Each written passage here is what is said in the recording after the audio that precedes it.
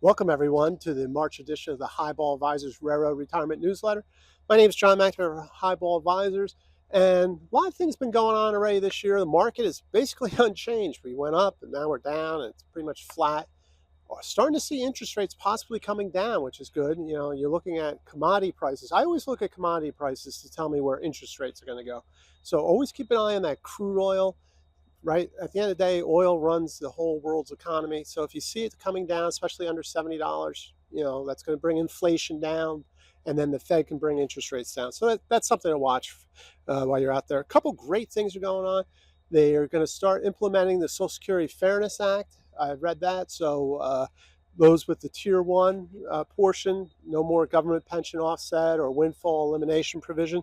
And then on the horizon, I was seeing that it's just a bill, so it hasn't passed yet, but no tax on Social Security benefits, which will spill over into the Tier 1 portion on that. And I'll be having a video coming out this month, so look out for that.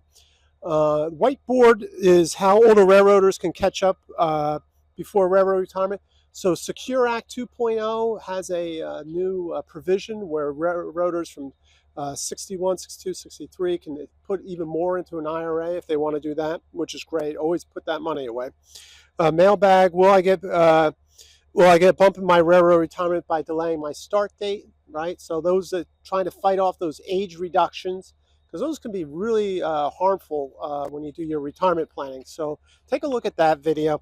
And then the economic chart, which is I thought was very interesting, was money market assets are at an all-time high. So that means people have a lot of cash and are just parking it on the side, collecting their 4, maybe 4.5%, maybe 5 in some case, and not investing in the market. So that's something to keep an eye on. Have all that cash sitting on the sidelines. And then the last is a checklist. As a railroad retiree, what should I consider when reviewing your taxes, right? So go through your taxes returns and then go through with the checklist and make sure you've hit everything in that bullet point. All right, so I hope you found this helpful.